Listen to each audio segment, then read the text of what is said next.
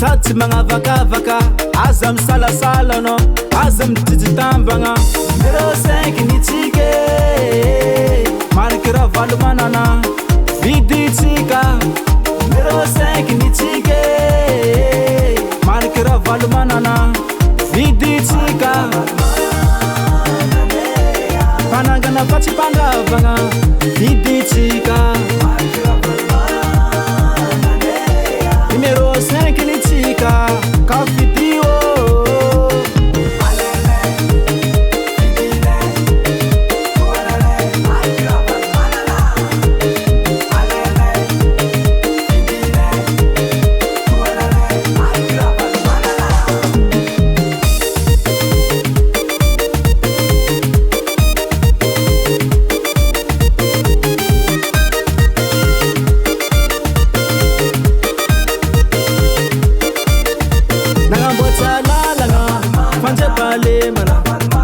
sakafo sekoly sy jiro fahasalamagna fiopiagna jiaby tsisy ariagna Madagasikara tsy maintsy mandroso miaraka amy dada tsy maintsy miroso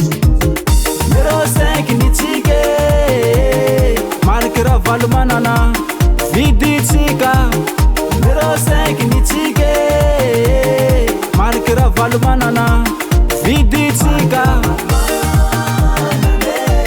panangana fatsy pandavagna viditsika numéro 5 nitsika kafidio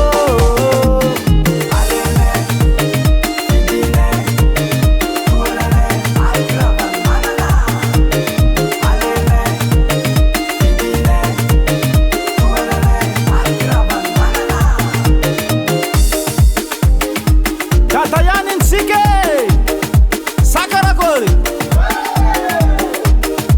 numéro 5 asadignatsika 16 novembre 2023 mariky raha valo manana